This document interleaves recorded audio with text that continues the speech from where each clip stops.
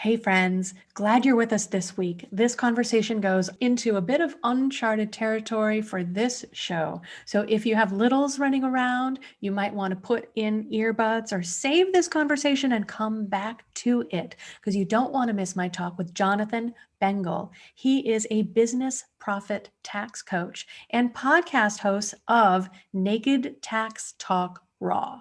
So as you can imagine, Jonathan gives it to us straight. Our conversation gets just a little bit raw as he explains to us his passion for empowering entrepreneurs to make the most of their business by having a powerful tax strategy in place.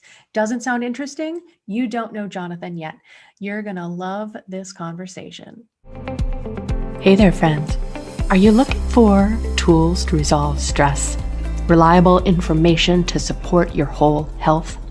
Tips to help you motivate yourself and identify when motivation is fading before it happens? Implementation, accountability, and someone to remind you to celebrate even the small successes. We live in a world of information and health gurus, biohackers, and overachievers. But just because we have the access to countless one thing you need to know right now tips doesn't make it easier to size them up and understand which ones will work for you. What if there was one place where you could find tools you can use and accountability in a community that cheers you on, where information about health trends and lifestyle is reliable and straightforward, where you don't need to invest hours of your time, just 15 minutes a week. More if you want to take advantage of recorded meditations to keep you centered and create the space to really integrate your mindset and lifestyle upgrades. Are you ready to see what change you can create in your energy level and improve your mood? Ready to discover that stress isn't your enemy and could even become your secret weapon to leverage your success? The Velocity membership is designed to give you the support you're looking for, along with community and tools you can use today to restore your vitality and resilient health.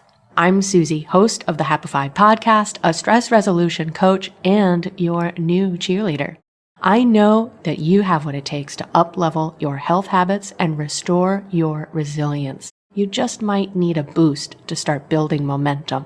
I've designed a membership where you can choose the level of support you'd like to get every month, whether it's tuning in to connect with like-minded change makers or getting personalized support with one-on-one coaching to help you chart your path to success.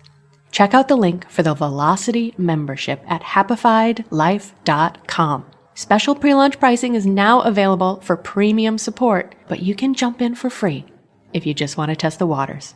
I look forward to seeing you inside.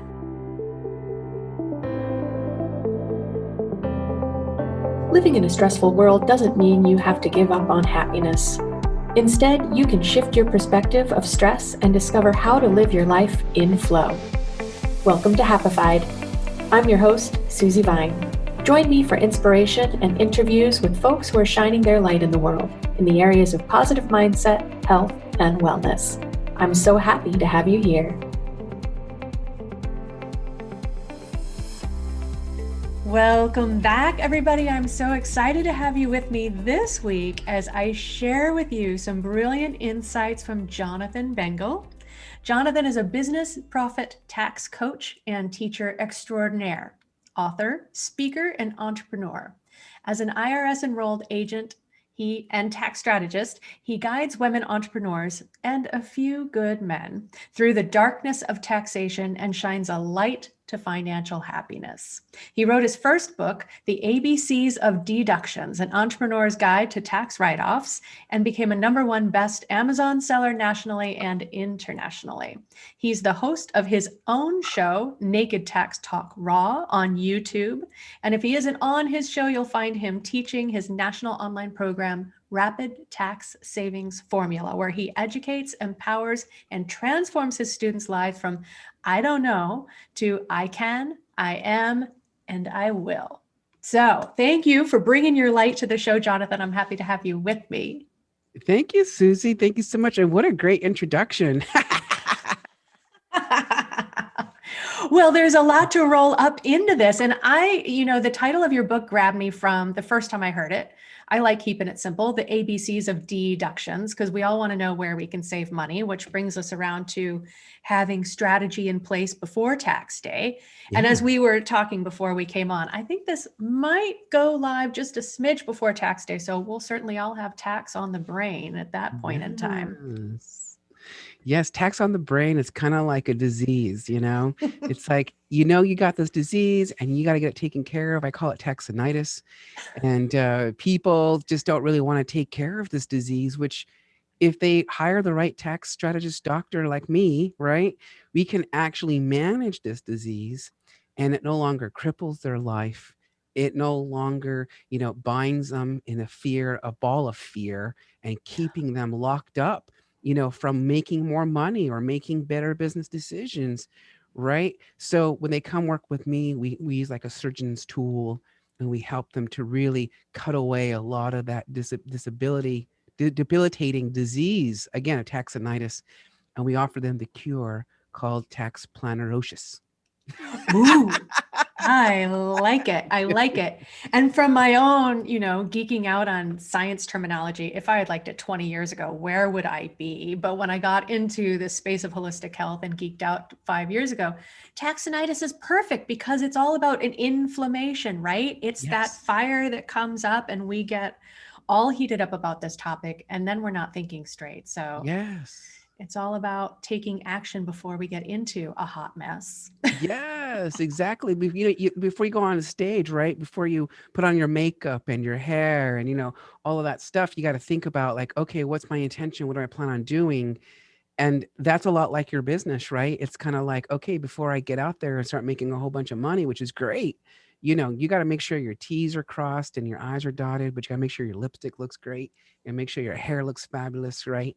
Otherwise, what happens is we get bit by this disease, right? At the end of the day, we go to Uncle Sam and we fill out this thing called a tax return, and Uncle Sam is basically just sitting back and he's like, yo, yo, yo, Susie, and all of your listeners. So, where did you spend your money to make money, right? That's important. Where did you spend the money to make money?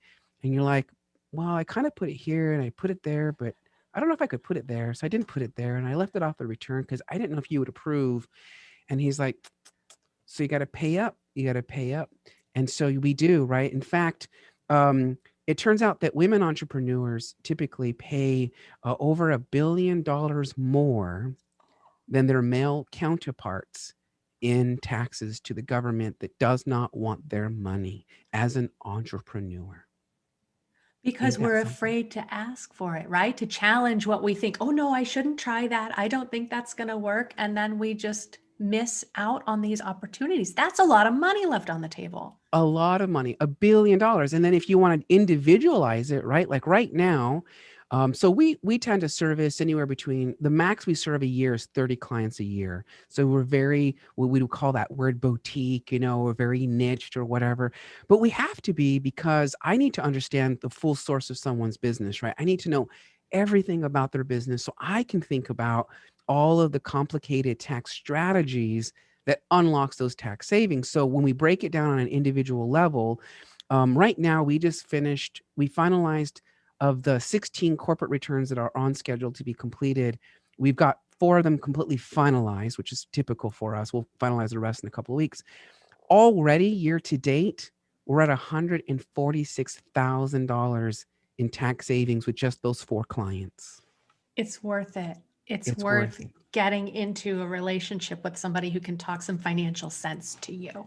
Yes, and it doesn't have to be boring, or scary. Like, so for example, the number one thing that I hear a lot actually, are clients that come in and they say, um, I hope you don't mind, but like every time I go to accountants, I feel like they're judging me, because I don't manage my money well, or like they make me feel like I'm like really small, that kind of thing. And what I love to tell people, including your listeners, is that when you work with Jonathan Bengel, all right, that's my name, right? When you work with Jonathan Bengel, um, when you work with me in any of my capacities, be it on my show, Naked Tax Talk, that was an unplanned pregnancy, by the way. I gave birth to it. I had an unplanned pregnancy. I gave birth in 2019 at a tax conference of all places. And I was wearing this bathrobe because I was freaking cold in the hotel rooms in Vegas, right? And so I'm like freezing my ass off. So I grab the bathrobe and I'm just wearing it. And of course, I'm getting the two types of eyeballs, like the curious ones and the ones that are judgy, right? You may know those ones. And so slowly but surely, people get coming up to me. So what's with the bathrobe? What's the bathrobe? And like the fourth time I get asked this question, I'm tired of going like, I'm just cold.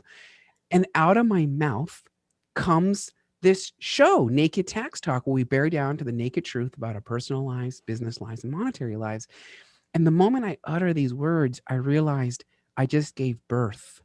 And so that night, I ran upstairs. My mother's waiting for me because I flew her from Texas to Vegas to rendezvous with me. And I'm like, step aside, step aside. I got to put together this business. So I'm up there. I'm doing all of the LLC application, the EIN, all of the things you have to do to protect this newborn baby that you've given birth to, right? So like I put it all together. So anyway, so when people come to my show, it's a fun place, right? Where we can learn. Like sometimes my content is 21 and over because it's really graphic, depending on your level of risque. But most parts, it's pretty what's it called? G13 rated, PG13, maybe 18 plus for some episodes, but I digress. And then I have my other company when people work with me, which is more of the tax planning and tax strategy and tax prep work. And that's my 18-year-old son. His name is JB Financial. And I gave birth to him back in 2004. And he's become my rock star. He's the one that, he helps contribute to pay for Naked Tax Talk because babies, they eat money and they shit out, expenses. This is what new businesses do. So I got JB, who's kind of acting as the front man, who's paying for Naked Tax Talk and whatever. And then I gave birth to another infant. Actually, Naked Tax Talk is like a 2-year-old toddler, and I have another baby. And this one is called Simply Jonathan Bengel. So that one is my coaching business where I created a course to teach women entrepreneurs the 5 pillars of profits. And I walk them through, the profit mindset, right? Because it's all anything we do, whether it's working with you, with me, or anybody else out there, a lot of it boils down to what is our mental state of being, right? Where are we? And in my first class, I talk about the mindset of profitability and what it means to be a powerful CEO in your company. And then that wasn't enough. I walk them through the what we call separation of self. So I use this analogy, right? I'm sure your listeners got it.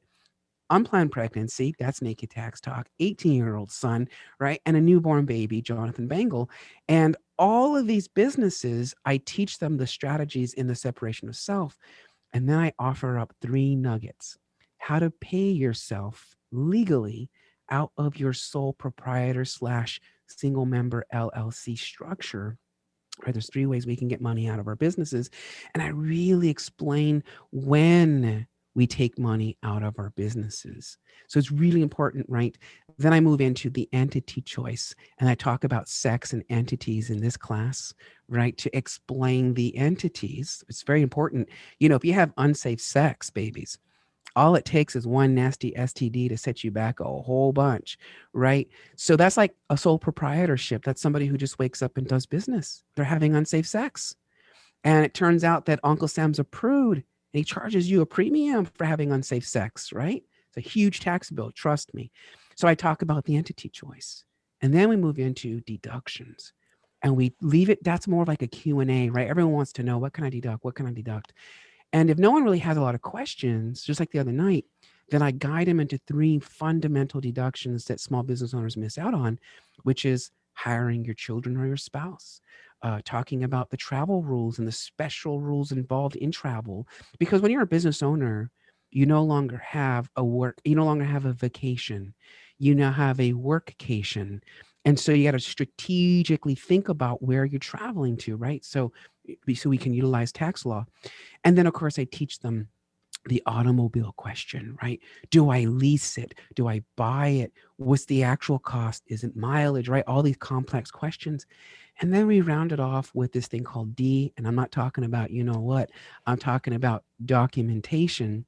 And that's where we talk and share with them all these documents they have to have in place so they survive an audit. Because the number one misbelief is that, or myth, is that people believe that they're not going to get audited if they don't put down deductions, or they're not going to get audited if they do X, Y, and Z, right? To play safe. But what they don't know is that the IRS actually has 7, at a minimum, ways in which it audits people. And one of the big way they audit us is through randomization, right? So just pure random. Isn't that crazy? It's like playing the lottery. So you got to make sure you've got your documents in place. So when they do come knocking on your door, you can open up your files and go, here's the documents you're asking for, right? Boom, bada bang.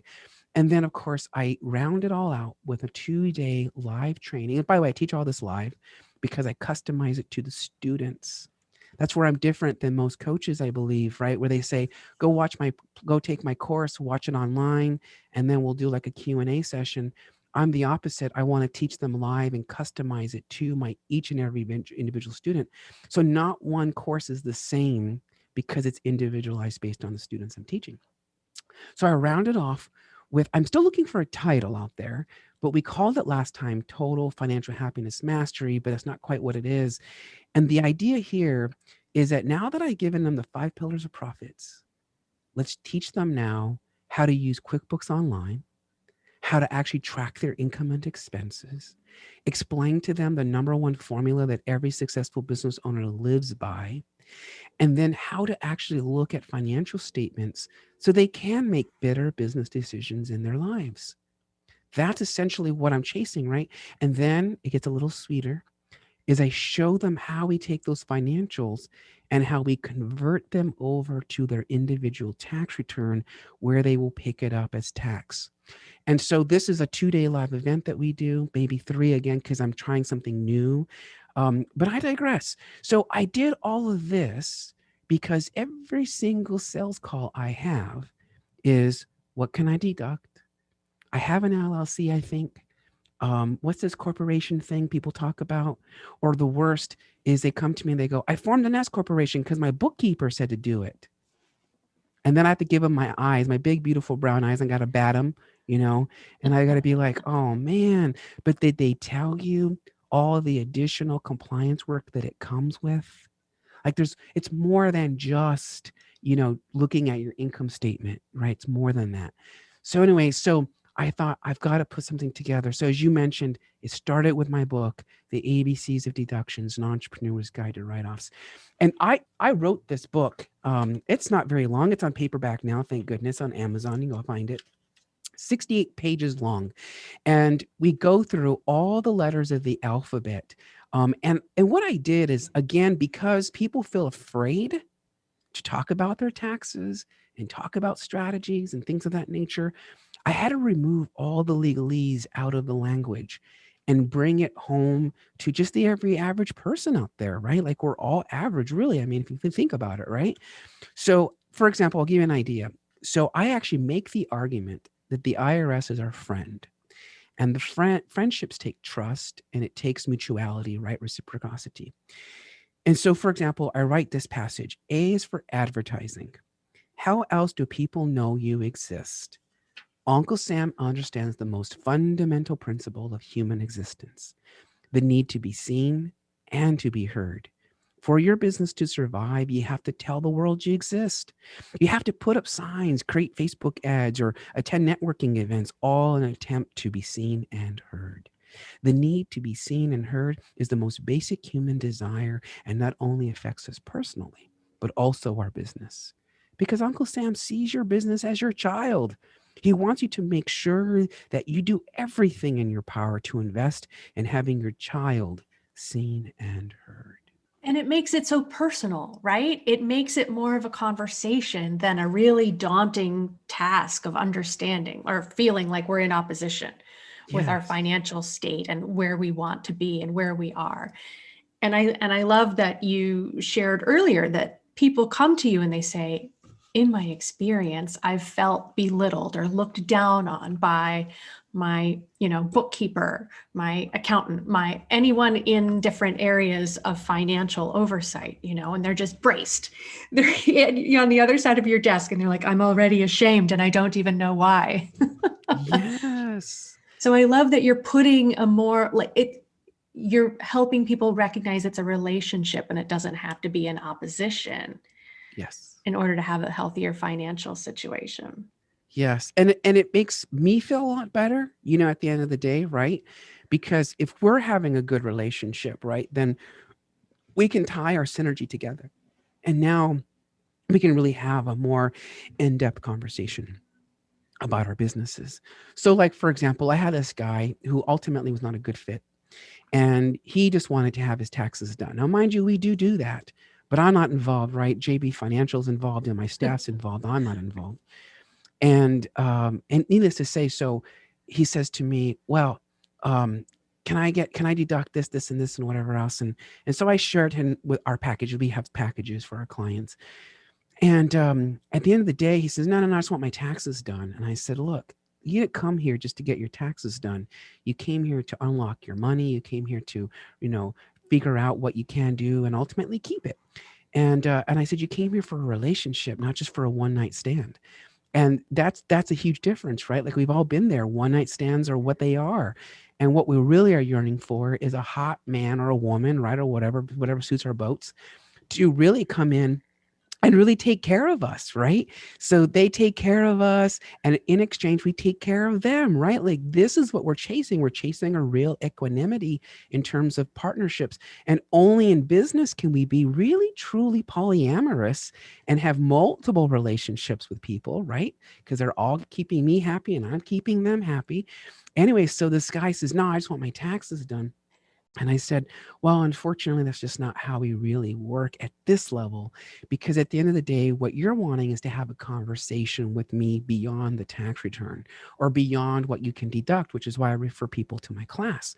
So really what we want to have are conversations like one of my clients where we ran an analysis for them, because once, depending on the level of packaging, I have what we call support, which is more quarterly basis, and then a full do-it-for-you experience called the Bengel experience. And that's going to be like every month we're checking in, we're monitoring, that kind of stuff. So one of my clients, we looked at their financials. Again, got to look at them. And I said, look, here's the real story. Here's where, unfortunately, we have to be a CEO or a CFO. Because I said, based on the cash rate analysis that we've run for you, it's called a burn rate analysis. When we looked at it, we realized that you only have 7 months left before you file for bankruptcy. Let that set in for a moment. Can you imagine? You think life's going great. You see the money coming in, being deposited in your checking account. You still want to maintain a lifestyle, so you start using credit cards and charging up at the wazoo. You take out SBA loans. You're still charging up things up the wazoo, right? Nothing's changing. And then I have to be the bearer of bad news. You're about to be bankrupt in 7 months if you don't take corrective action now. And so luckily, they were able to take corrective action. And unfortunately, the areas in which businesses suffer the most, or the areas that we can control the most, is going to be in labor cost, materials, and supplies. So maybe basically renegotiating with your vendors, and then looking at other areas that you're spending your money at very carefully. But see, most taxpayers don't even know this because they don't even have financials to tell them this. So Right. right? Like numbers tell us stories. Like this financial statement I was looking at said, I was like putting on my hat. I was like, girl, you're in danger, right? Like you're going to be bankrupt. So we did. So we started making some changes. And unfortunately, they had to let go of staff members. They had to cut back and renegotiate their vendors, all of that, all in an attempt to stay alive. That's just one component. And yet they come to me for taxes. So it's kind of funny how it goes hand in hand, doesn't it? Because it's kind of like, yes, we want you to spend money. Uncle Sam wants you to do this to make money, but we have to also be very strategic. Yes. And so I think I already know the answer to this question, but let's just go here because as a fairly new business owner, you get in this mindset of, oh my gosh, I've got so much on my plate. I'm not ready to dive into that. Now, I know I need a strategy, but I'm not big enough to need a strategy yet. So when would you tell business owners that they really need to start getting into this foundational? What is this going to look like and when? Oh my God, like you just totally brought something up for me. So I'm thinking like size does not matter, right? Like size does not matter. I mean, it kind of does, but so in this case with business, I would argue and say that Tax planning can happen at any level in your business. As long as you have the capital that you're willing to invest to make sure that you do realize the kind of savings that we're looking for. So it can be in the very startup of your business, right? That would be my class, Rapid Tax Savings Formula, right? It's a rather, what I would argue is an affordable entry point that gets you started. Like I just had a client today send me an email. I need help. I'm starting my business. I don't know what to do, what entity choice to make, blah, blah, blah, blah, blah. And I went, come to my class. I'll teach you there, right? So at the very minimum, you get the basics put into place, right?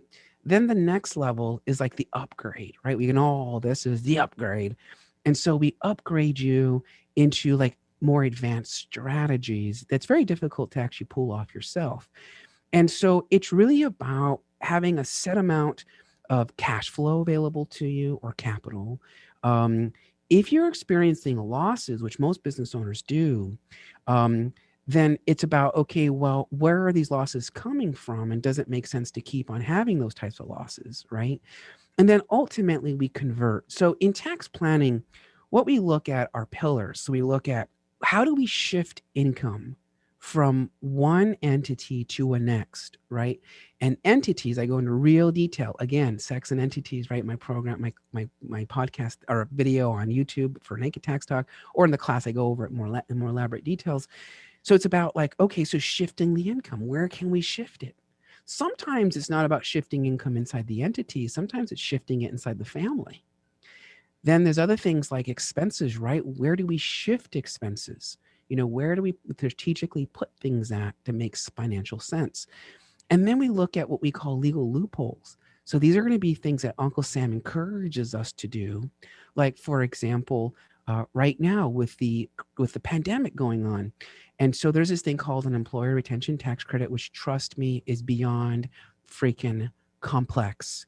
That I've already taken 3 classes on it alone. I've got 4 more scheduled to take because it's really complex. But it's designed that way if you really think about it, right? Because on one hand, it's available to us, but if everybody took it, then right, we'd really be crying foul, right? So it's really strategic. So this employer retention tax credit basically says, listen, if your sales were affected because of this pandemic, right, and you're employing people, or you're not, but we need to employ people, right, to add to the economy, right? Because Uncle Sam's all about making money. Mm-hmm. And so he basically says you can use these credits, which tax credits, for the record, are dollar for dollar reduction in your taxes, versus a deduction, which is a reduction in the percentage of tax. So that's the difference between these two. So these tax credits now are available to us as entrepreneurs. And so that incentivizes us, right, to start doing these techniques to continue to save money. So yes, I hear what you're saying, which is I'm a startup. At a very minimum, take a class, take my class, right? Specifically. You're in that 2, 3, 4 to 5 year range now, and you're starting to experience more clients and more revenues coming in. You also want to come in and chit chat with us, because now, again, we looked at those loopholes and shifting income expenses. Maybe we got to do some crazy things. The most complex plan I ever put together for somebody was us taking them and move. Now, this person made about $1 million a year in revenue, and they were paying close to $300,000 in taxes. And so what we did is we created a whole bunch of other entities and shifted where the money was being earned into these other entity choices. And now it requires a lot more compliance. It requires a lot more accounting and tax and the whole kit and caboodle. But at the end of the day, what we ultimately saved them was something like $197,000 something dollars. Like, it was huge, right? That 197, let's just make it even, $197,000, dollars, honey, dollars. Like RuPaul says, dollars, right? Like $197,000. For a lot of us, that's a house, right? I'd be buying my second property, shoots, right? Like, I ask your audience, what would you do with the $197,000, right? Or you could be like one of my clients that made about $80,000 in gross revenue, and we saved them a net savings. So I'm including my fees, right, of it was like $4,500 and something dollars, right? To someone who's making $80,000, who saves $4,500, right? That's still like, ooh, it could be a new marketing campaign. It could be investing in Exactly. maybe a sales coach or a marketing coach, right? It can be maybe you want, like what I wanted in October was a Peloton bike. And so, now it's funny because in Rapid Tax, I actually explain how my company actually paid for my bike for me using a very specialized particular setup, we'll say. But I digress. So like maybe you want to buy a Peloton bike, right? All of a sudden now you can take this money and now use it to go buy a bike, right? Or whatever the hell you want.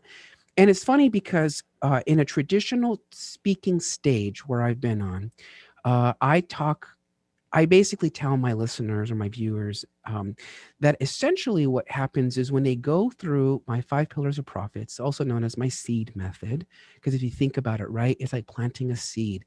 It takes time for it to grow and be like my husband. So he has a garden in the back. I used to call it his weed box, not as in 420 weed, but as in weeds, like weeds that eat things or whatever, right? So he he now has a full on garden, right? Carrots, you name it, right?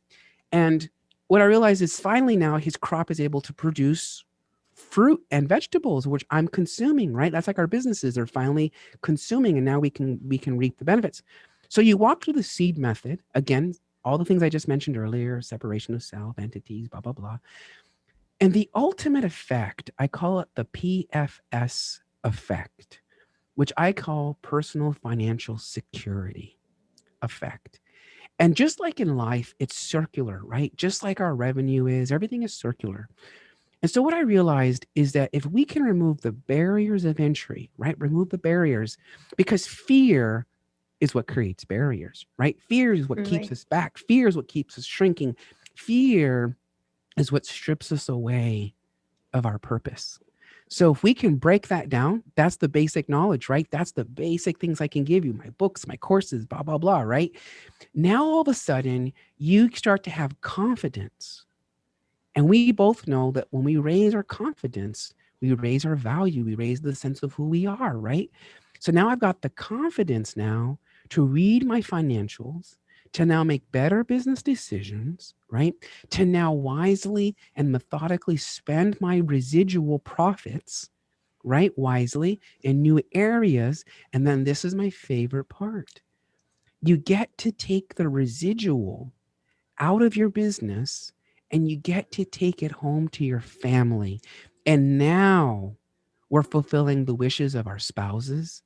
We're fulfilling the wishes of our children and our grandchildren, right? We're fulfilling our own wishes, right? So somebody like myself who came from extreme generational poverty, and let me define this by saying that my mother gave birth to 2 children, myself and my younger brother, lived on a fixed income of $500 a month. That's what we lived off growing up as a kid. And so as a result, when we are part of generational poverty, we don't have access to the right education. We don't have access to the right things that middle class America has access to. So technically speaking, I should be a statistic. I shouldn't be here talking to you eloquently the way I do. I shouldn't have a successful business, right? I shouldn't have a house and a car and a husband and all those things. I should be living on the streets in a cardboard box, you know, basically with no life. That's what statistics have said I should be.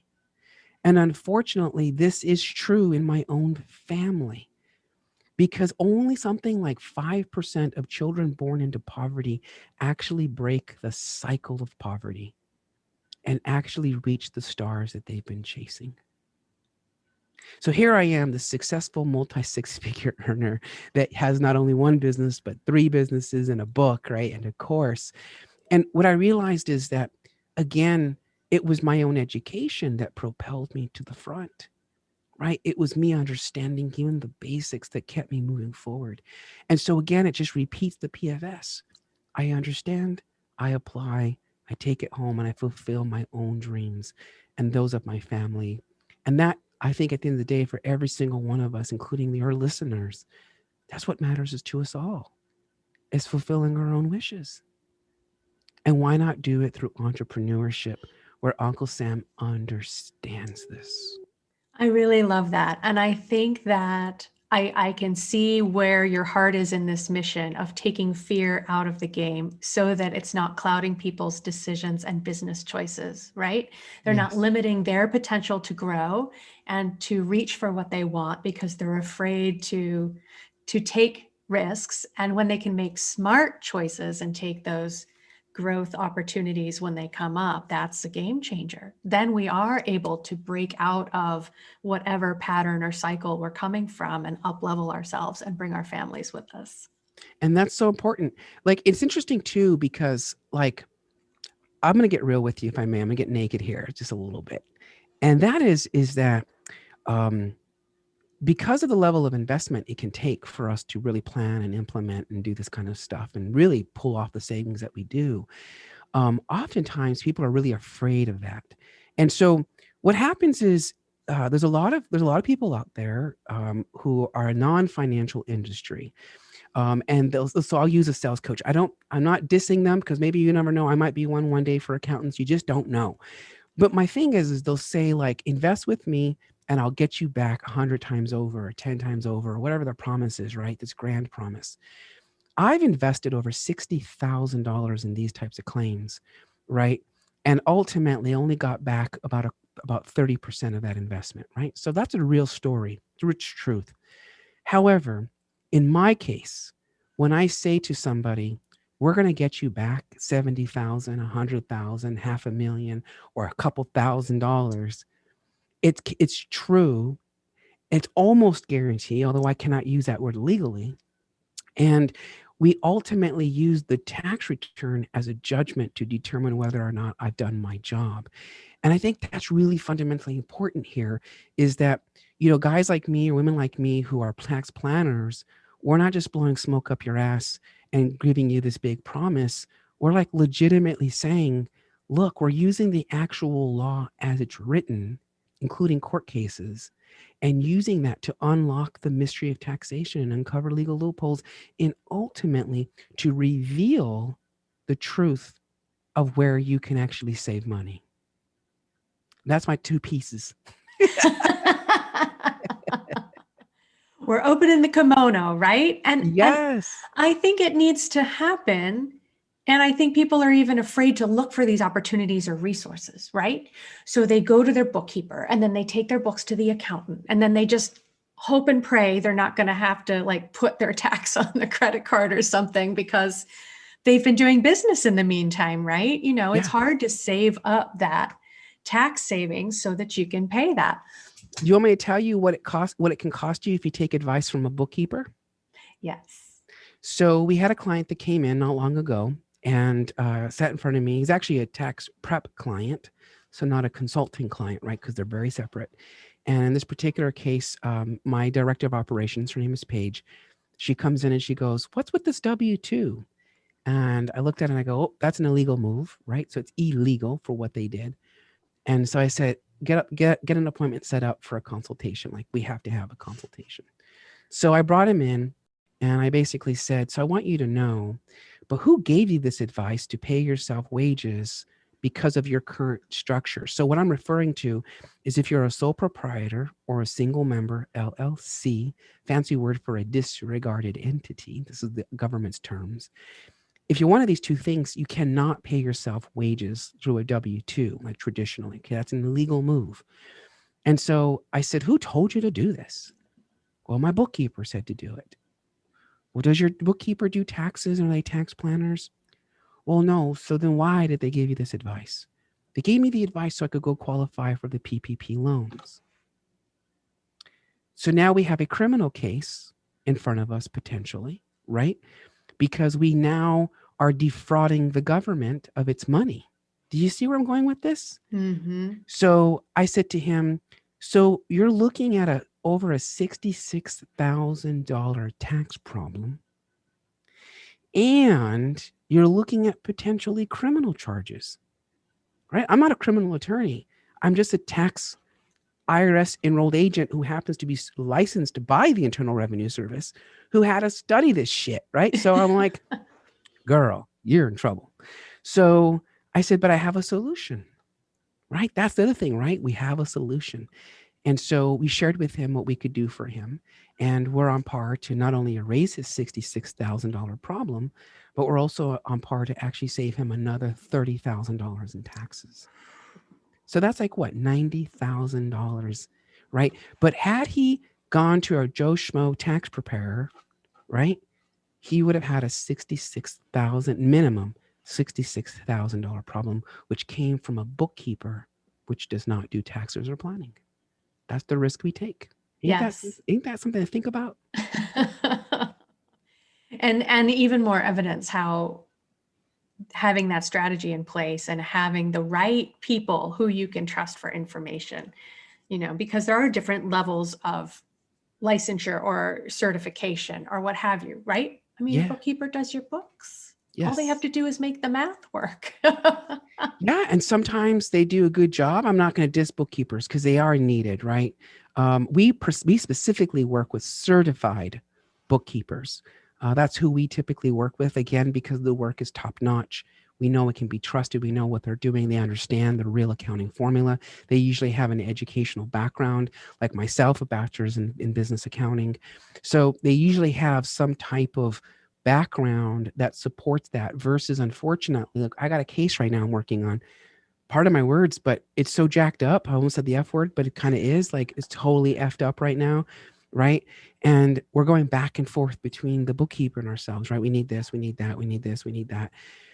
And it's like, if you only knew how much money we could have saved you, because I'm charging, right, per hour for some of these things. At $500 an hour, it adds up fast.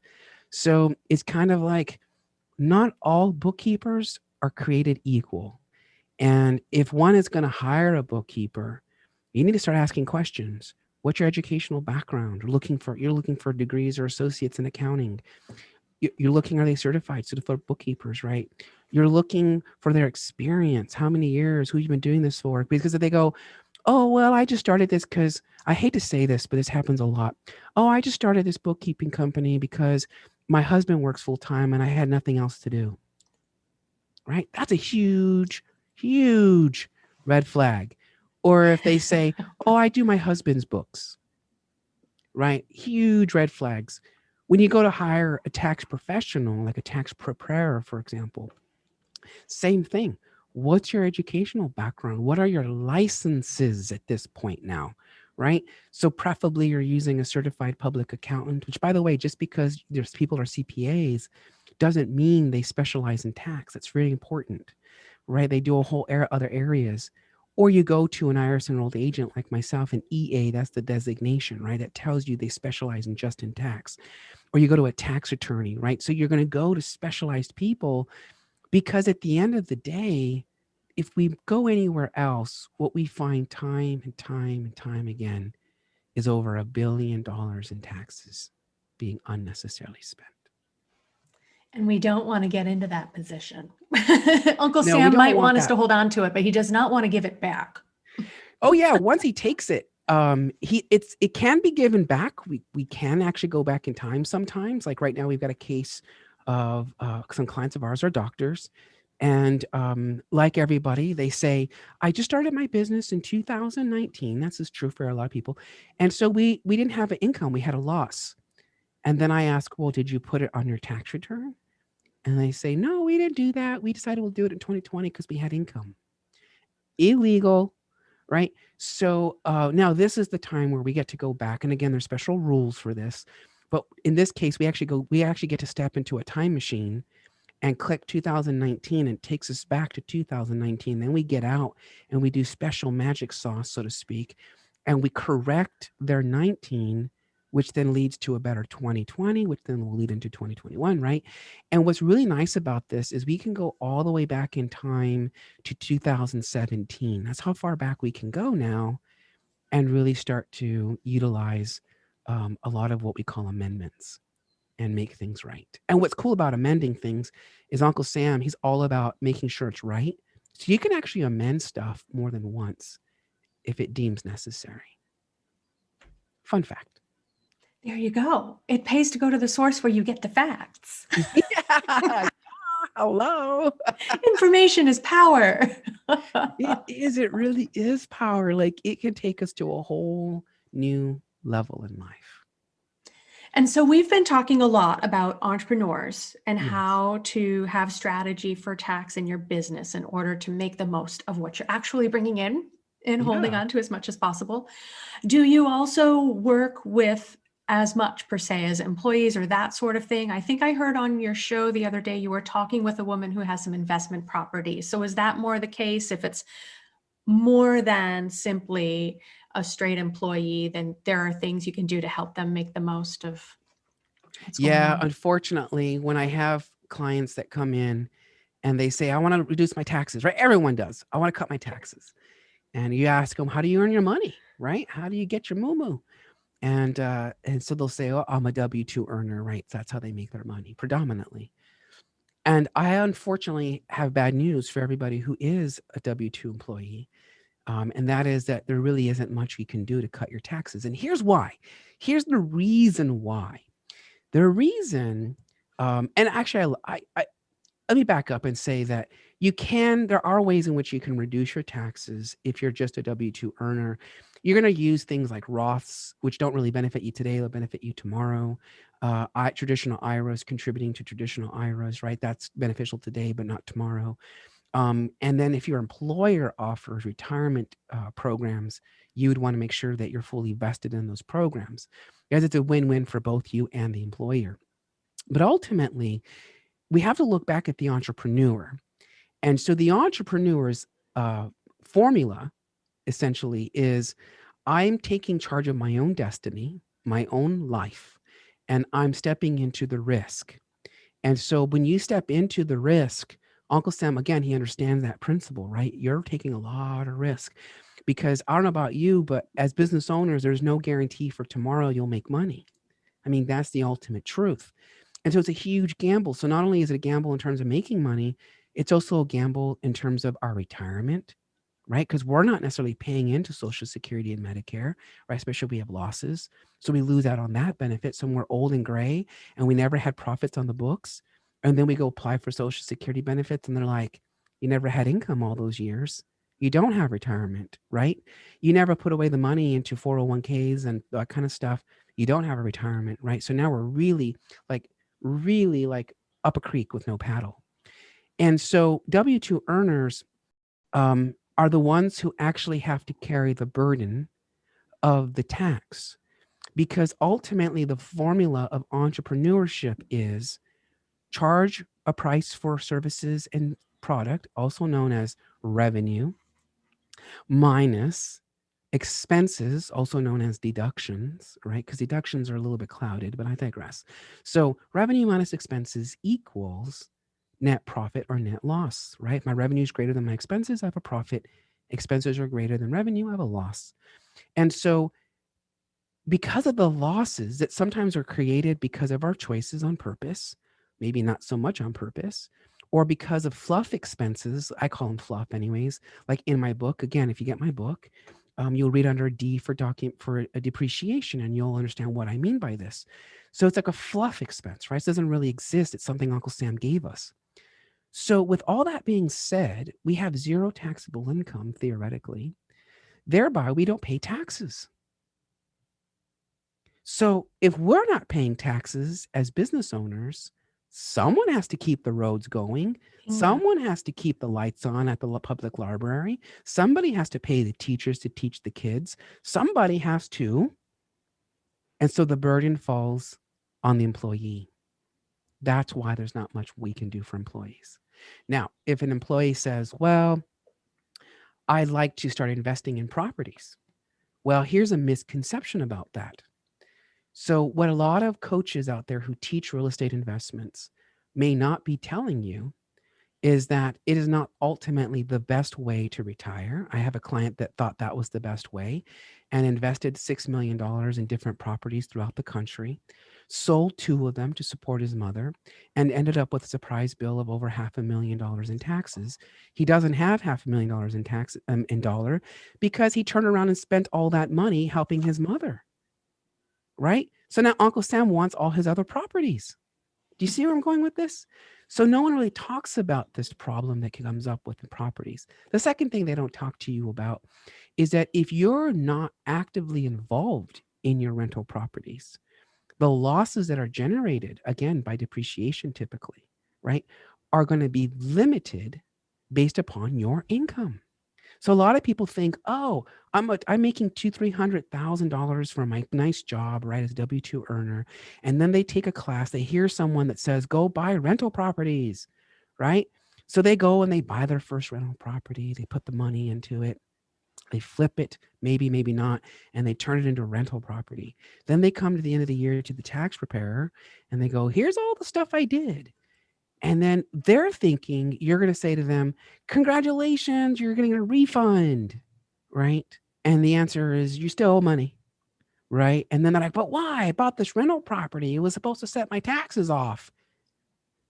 Well, somewhere along the lines, you didn't learn that Uncle Sam understands this loophole and put in a, what's the word I'm looking for? I'm looking for that word. What is it? A chastity belt in place, right? Put a chastity belt around it and was like, only certain things go in and go out at certain times, right? So our job is to figure out how to unlock the chastity belt and take it off so that we can finally have full access to the losses.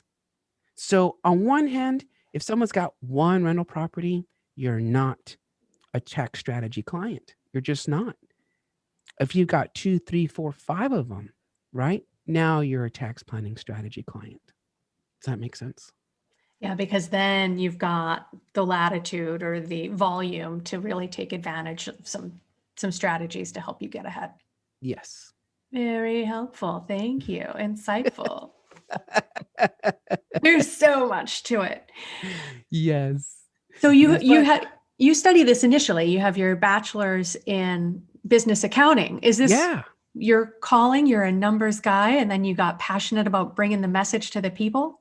Yeah, it's crazy, right? So as I said earlier, right, my background growing up poor, money was always very scarce, as we know. I was actually born to be a teacher. So I can remember being a teacher as young as like 8 or 9 years old. I remember actually going to school and paying attention to my teachers and how they taught. And then thinking to myself how I would do things differently, or I really liked the way they did that activity, so I would start formulating the way I would be a teacher. And I think I was about 10 or 11 years old. And this one Christmas stands out because most Christmases were literally like 2 or 3 presents under the tree. And it was always the same presents, always underwear, which was clean, right? Fresh new underwear, and socks. Like those were the 2 basic necessities that we got as kids. And then once in a while, you got maybe a new pair of pants or something. But more often than not, our clothing came from like the clothing banks, right? During school hours, they take you to a clothing bank and you would get your 1 or 2 pairs of jeans that would grow into shorts. Right. So anyway, I was born to be a teacher. And when I went to university, because I actually graduated number 4 out of 398 seniors at a 3.89 GPA. And so I was top of my class, right? Honors class, AP kid, that kind of thing. This is a kid, again, who was supposed to be poor. And so I graduated, went off to have presidential scholarships and regent scholarships and the whole kit and caboodle. And I go to university. I go to U of A. I was born and raised in Albuquerque, New Mexico. And through a very scandalosa episode we could talk about later, we found ourselves living in Tucson, Arizona. And that's where I went to high school and ultimately university. And so I was getting my degree in education, of course, duh. And I had met a gentleman who was about 30 years my senior, and at a coffee shop of all places. I used to go after class and study, and his name is Paul.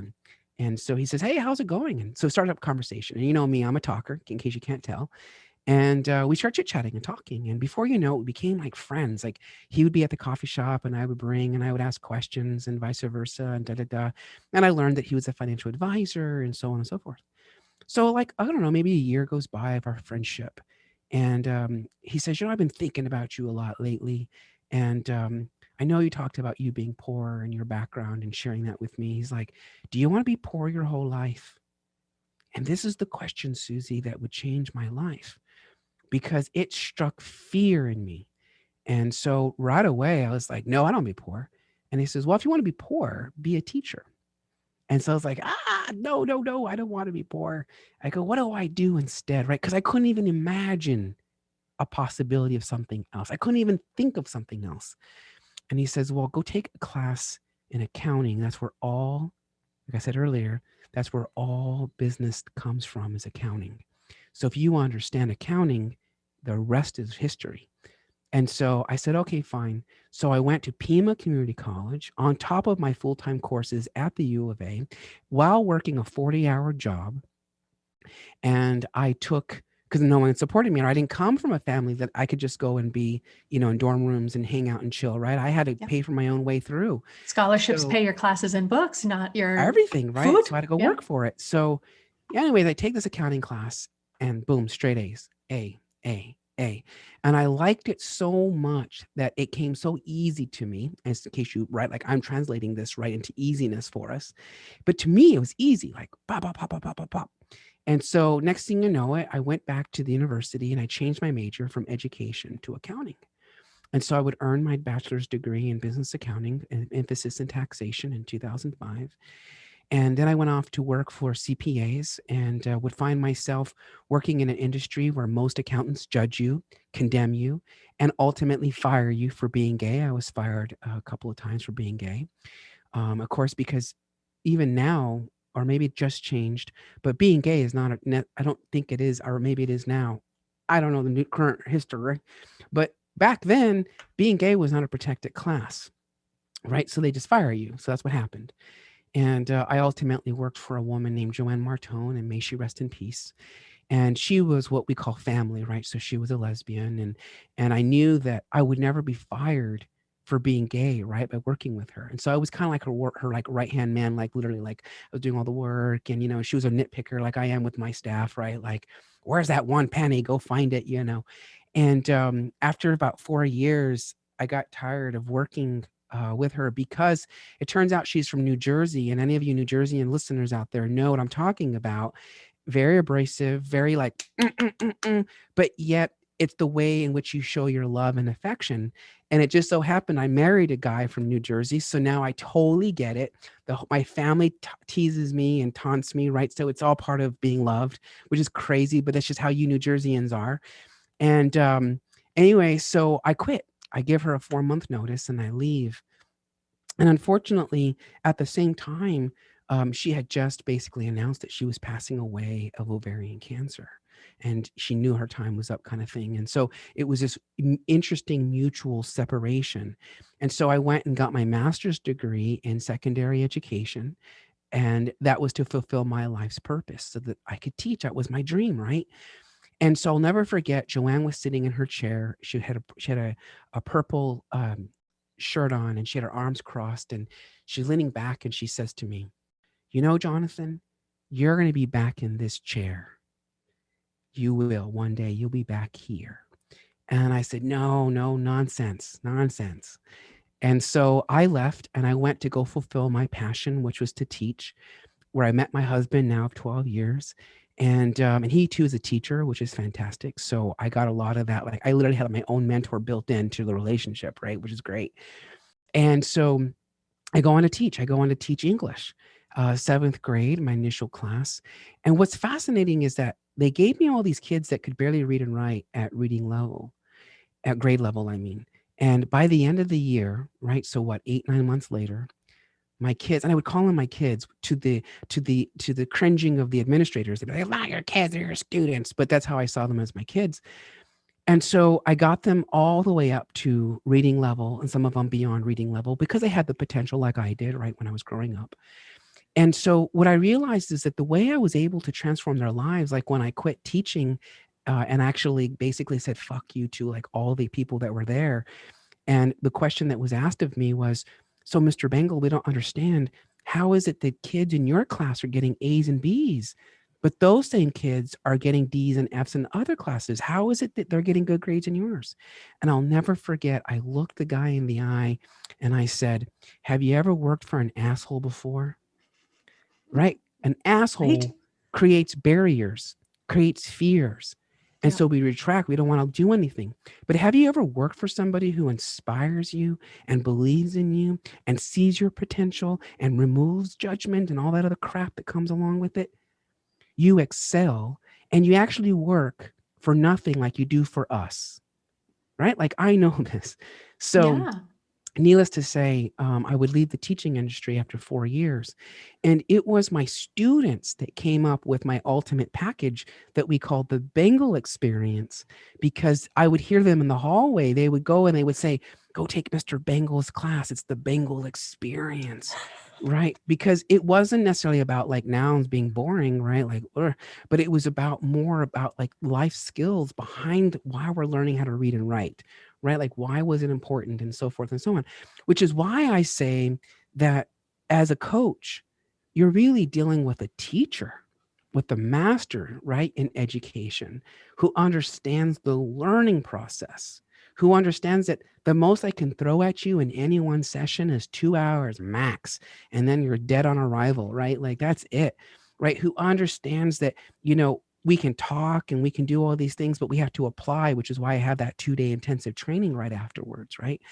So I did that. So I went on to teach 4 years, left the industry again after 4 years. And I was like, man, what am I going to do with my life? And I didn't want to go back to public accounting because of my experiences. Definitely didn't want to go back into the classroom after being systematically discriminated for over 3 years. And so I finally was like, I guess I'll do accounting again. And so the people that I had on the side, my side hustle, they got wind of it. And so next thing you know, I started just bringing in, doubling, tripling my salary as a teacher and everything. And unfortunately, in 2015 and 16, I didn't understand my value. I didn't understand my worth, right? And I did every mistake that every entrepreneur makes when they go from corporate America to working for themselves. And that is they base their pricing on what they made as whatever their job function was, right? Or Mhm. they base their hourly rate, quote unquote, right? Based on what they were paid by their employer.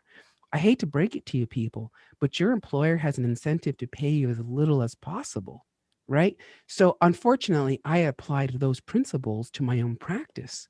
But the one thing I did right, though, is I decided that I did not want to be that accountant that worked from January to April, Monday to Monday from 9 to 9. And so this is when we began to see me packaging all of the services together and then selling it for one price per month, right? Like a fixed fee agreement type thing. And so I started looking at the needs of my clients and going, well, they need a teacher, right? Or they need a coach, right? Apparently in marketing, we can't use the word teacher, God forbid. But, they need someone to teach them, right? And educate them and support them, right? This is the advisory level of services. And then they all need tax compliance, right? This is the tax preparation. This is the quarterly filings and the estimated projections and stuff. And then they also needed the financial compliance. They needed their books to be upkept. They need the financial statements to make better business decisions, blah, blah, blah. And so that's when we began to see the packaging come together. And then ultimately you'll see me coming to life in 2019, 2018, when I first invested in the American Institute of Certified Tax Coaches, which is designed for accountants like myself, EAs and CPAs and tax attorneys. And really, her name is Dominique, and her philosophy is tax planning is not reactionary, right? And this is so true. Tax planning is proactive, meaning in advance of, right? And more importantly, telling you to deduct your mileage is not a tax plan, right? So it's thinking outside the box and thinking about all these radical ideas you can do. So, needless to say, that inspires me. You began to see where I'm claiming now my value, because I'll be honest with you again, nakedness.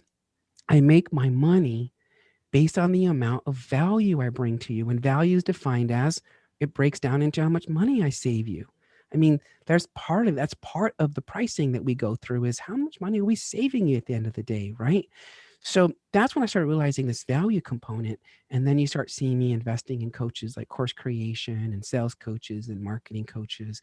Like I said, $60,000 later, and boom, bada bang, here you have me sitting in front of you not only utilizing the skills that I did learn from these coaches, which I have to argue and admit that they were good for me. Was the ROI guaranteed? No. But is it coming through now? Yes, it is. Of course it is. And so now you're seeing me applying all these things. And this is why, I can have this fabulousness conversation with you, both real and also tax as well. Yes. And all of those lessons come together, and I've done a lot of different kinds of work. And so I can see too, in retrospect, it wasn't a straight line, but I like to think of it as a concentric path that led me to exactly where I'm supposed to be. Right. And so that recognition, that experience in the classroom of you can get 200% more out of the same students because you regard them as having potential. Yes. Right. You bring respect to the table and they bring it back. And that's something that I think a lot of people on the other side of the tax table don't feel like they're getting, right? So they're hiding out. They're not opening themselves up to the possibility and potential of what strategy can do for them. They Yes. get ahead. You've got a client that's getting ahead. They're going to keep coming back to you over time. It's a win-win. And Yes. so I think it's terrific. I love how every piece led you to exactly where you are. And now you've got this education, informed process, and you do get to be a teacher, even if we don't get to call it that in marketing materials. I know, right? It's like I finally, like, even now, like, just the way you said that back to me, like, I'm like, I could feel that sense of emotion, right, rising, because that is my ultimate passion. I mean, that's what I was born to do. I was born to teach. And so I get to now jokingly say that I do get to teach and I get paid a hell of a lot more money to do it. So, Winning. yes. And again, I mean, to my fellow teachers out there, um, I it's part of one of the best professions in the world, if you ask me. Mainly because when I look back again at my past, my mother, and I've forgiven her, so let's be very clear here. I've forgiven my mother for a lot. But back then, my mom, she was young, she was a functioning pothead and, that kind of thing and all kinds of other fun stuff. And so my mother, in a way, looked at me and kind of almost expected me to be this shining star. So, like, even if I got A's or B's or whatever, for her, it was like, yeah, and like, what else would you do differently? Right. So, her encouragement was there. Don't get me wrong. Like, I was one of the fortunate ones that my mother never said you're stupid and you're dumb and, those kind of words. Thank God. But that support that you sometimes need from your parents, right? It's like, good job, like, yay, let's go celebrate, right? But naturally, what are you going to celebrate? Like, eat more beans and potatoes? So needless to say, it was my teachers that would ultimately have the greatest impact on my life. And it was every single teacher that I met, again, growing up through elementary, through university, where every single one of them really truly inspired me at different levels because they each individually saw, right, that potential and helped me to reach and attain where I'm at. So, like, right now, one of my coaches I work with, she's actually a teacher. She used to be a former teacher. And the reason why I love working with her is because of that fact, because she's a teacher. So, like, in my opinion, if someone says I'm a teacher, I'm a former teacher, I'm like, how do I sign up? Because I know that teachers are trained to be teachers, the science of teaching. Right. And then a lot of us have the art of teaching, right? This is how we actually teach. So anyway, shout out to all the teachers out there that, are making our lives better ultimately at the end of the day. Yes. Oh, thank you so much. Thanks for this conversation. I try to keep them short and sweet. We might edit the audio, but the video is going to be full length. So people get to tune in and enjoy our uncut edition. Thanks for Ooh, I keeping it like that. real. And Uncut hey, thanks. edition. Let me know so I can put that on my show, the All uncut right. edition. You got it. Thanks for bringing the inspiration and the empowerment. I really appreciate it. I'm so glad that this conversation is happening in this space because I think it's something that people don't want to think about. They try to sweep it under the rug and dread it, for this period of tax time that we were talking about beforehand, and think it's a one-off. And when you integrate it and you recognize you don't have to be afraid of it, then you can really Oh, take you the can best take off. advantage. Yeah. So speaking of which, I do have a gift for your Terrific. listeners, and I'm sure you can put it in your show notes. But basically, it's a really cool PDF I put together / checklist, and it's called 7 Ways to Legally Shred Your Taxes Overnight. So this is a great for right now for people who are getting ready to file their own taxes, right? You can kind of look at this PDF, get an idea of the things. Now, I have to say with a caveat that this particular PDF, we launched it in November of last year. So technically speaking, you would have had to have implemented some of these changes before the end of 2020. However, the rules still apply in 2021. So although it's like, oh, cool, I can go do that right now, the truth is the occurrence had to have occurred in 2020, right? Because we're filing 2020. So no cheating. You can't be like trying to do shit in 2021 and try to do it in 2020. Like that's not allowed. But the next thing is, if you don't mind, I'll give you the link for your listeners and viewers to go and actually purchase my book. And in fact, if they don't want to wait for the link, they can just go to Amazon.com, type in the search box, the ABCs of Deductions, and Entrepreneur's Guide to Tax Write-Offs, and you'll see the Kindle edition, which I think is like $3.47. Or you can get the paperback edition, which I freaking love. Like, I just think it's the cutest little thing There it ever. is. You didn't show it off before. I'm glad you No, showed I it didn't, off because for I didn't us. realize we were going to make a video too. So I kind of was like, so, but it's this tiny little, it's almost like a pocket size, right? Right? So listen, big things come out of small things, right? Like, Truth. never judge something by its size. And anyway, so yeah, so 68 pages, paperback edition for those of us that like to print and highlight and make notes. It's right here. And so yeah, so I would say that's a great start to enter my world. You can check out my website, Jonathan, JONATHAN, Bengel, B as in boy, ENGEL.com. That would take you to my fabulous website to get a hold of like my tax rapid savings formula course, which, by the way, shameless plug, comes out. We're starting a new class starting April the 26th. So it's after tax season. But hey, listen, there's a lot of procrastinators out there. So April 26th starts the 5-week course.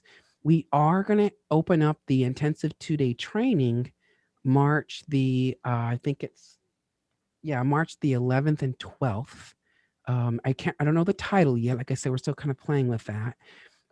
But again, if your listeners or reviewers want to get on our list, you can just simply, again, get the seven ways to shred your taxes. That will get you into our mailing list. Shoot us an email, happiness@jonathanbengel.com. That will put you into our mailing list as well and keep you abreast. But I'm really excited because at a very minimum, if you're an entrepreneur and you're listening to this right now, and you've got questions about your entity, you got questions about things you can deduct, you have questions like how do you untangle your commingled funds, things of that nature, you'll get the answers in my course. You get the answers in the 2-day intensive training, not directly, but indirectly, just because of the nature of the training, right? And then, of course, my book. Like, honestly, this book, you start implementing what's in this book, it can save you literally hundreds, well, at a very minimum, tens of thousands of dollars in taxes. So, yeah, that's it. I love it. It's always a pleasure to play with a fellow happiness advocate. Yes, happiness. I mean, that's why I say financial happiness, because like at the end of the day, as entrepreneurs, we were all given the gift of happiness. And everyone is, I guess, at the end of the day, but entrepreneurs specifically. And I say that, and I make this argument because we all have decided that what we provide is providing happiness, right? Let's be real. What is the opposite of happiness? Well, according to Buddha, the opposite of happiness is suffering, right? We are all suffering in the same way. I actually started becoming a Buddhist when I was 30 as a result of the school discrimination shit, right? So I started becoming a Buddhist. And the one thing I learned by being a Buddhist is that we're all suffering in the same way, which I have an episode on my show, Naked Tax Talk, called How a Cockroach Taught Me Wisdom. And it's about my cockroach that moved in. His name is Oscar. He moved into my bathroom, and I let him live there rent free for 3 months. But again, tune in for that episode if you want to find out more. But anyway, so we all bring a sense of happiness, right? So like I bring a happiness in terms of how to keep more of your money so you can go do the things you want. Susie, how do you bring happiness to the world? Oh, I just advocate that we put happiness first and then success follows. That's And it, the right? evidence proves it. Yeah, that's exciting Absolutely. work. So it's shifting the mind, or it's thinking about something differently, right? It's the way we Yeah. communicate different things. And so each of us as entrepreneurs, we're bringing a sense of the reverse of suffering. So in many ways, we can look at our products or services and say, how does my solution bring happiness to the world? And if your solution is in alignment with truly bringing happiness, and it isn't clouded with, the what we call like the tainted sense of giving, or the tainted sense of love, or another word for it is, if we attach the word condition, right, to what we are giving out or what we are doing, right, it's no longer really pure, it's actually tainted. And so if we can look at what we're trying to accomplish, and if it's truly, truly fulfilling happiness, then here's what I know to be true. Universe, God, Buddha, whatever our religious belief happens to be, the higher power, and I dare argue and say our own internal self, right, will shine brighter, will come out, and what we see is that we get back when we give, right? We get back what we give, and it comes to us in a form called money. This is the energy that comes back to us. I had I'm glad you're editing this, by the way, but I had an out of body experience back in 2019. I was sitting at my kitchen table. I had just gotten back from a course taught by another gentleman on course creation. And we had to do this whole actually, it was originally about how to speak. And so part of the technique is learning your story, right? Learning your past, blah, blah, blah. So I just written all this crapola, about my past and everything. And I'm at my table, and I have this out of body experience. I kid you not. It was like this bright column of light that just came all the way down, hit me in the crown of my head, and went straight through my body. And if there was a camera in the room, it may have shown me being elevated off the ground. I'm not sure. I just know I went into this other universe, and while in this space, I was filled with what can only be described as utter joy and utter happiness. And what I started realizing was that I was actually really thankful for every single person that came into my life, including the ones that would ultimately, play a negative impact, quote unquote, on my life. And so I realized that at the end of the day, we are just a conduit of energy. That's it. That's all we are. And so in Buddhism, we say that we cannot possess anything, right? Like we can't possess even the body we live in right now. We can't even possess our thoughts. We can't possess anything at all. And so if we learn to come to the realization that if nothing can be owned or possessed, then that allows us to then open up and allow the transference of energy to go from the right hand to the left hand, or the left hand to the right hand. And in terms of energy talk, again, it translates into money, right? If we accept the fact that on the left hand, I bring in the money, fulfilling someone else's happiness, right? If we notice the money doesn't stay around, sure, we might try to keep it in our coffers and our savings and stuff like that, right? But the reality is we actually take that money and we transfer it out, and it goes out to pay for these expenses and deductions, and maybe back into my pocket again, return of my profits, right? So the money never really stays. It cannot be possessed. So if that's true, then our emotions cannot be possessed, right? So when we do feel happiness, when we do feel joy, when we feel these positive energy that flows to us, it actually hinders us if we try to hoard it and be like, oh, it's mine to keep. It's my happiness, my joy, right? And instead, what we do, and this will be the conclusion of our show with you, if you don't mind, because I got to go, is this. When we possess for about a moment, for about a fleeting moment, the sense of joy, the sense of happiness, the sense of giving, the sense of whatever that elation is, when we feel that sense, to keep it actually destroys it, and ultimately can create negative karma to ripen down the road at some point. So instead, what we must do is take what has come to us and offer it and give it away. either spoken, imagined, or written down, or in some form or some way, we let it go and we transfer it and we give it to someone else. So, would you like to learn a very special prayer that actually protects this when we give away our happiness and our joy? That would be beautiful. So, in closing, I'd like to first of all say thank you to you, Susie, for inviting me onto your show. I'd like to say thank you to the people that are listening to the cut version and the uncut version. And so, with that, it made me feel happy that I could be here to deliver this. So, the emotion I feel right now is happiness. And so, with that, I'm going to let it go. And so, I did this by simply saying this: Susie, may you and all of your listeners and viewers be happy. May all of you be free of suffering. And may all of you be free. May all of you never be separated from your happiness. And with that, I say thank you. Thank you. Thank you so much. Thank you for tuning in today. Check out the show notes for any links we mentioned. To learn more about living life with less stress and more flow, visit happifiedlife.com. And if you found value in today's episode, make sure you subscribe to catch the next one and leave a review to help fellow pod surfers find Happified. Until next time, keep on shining.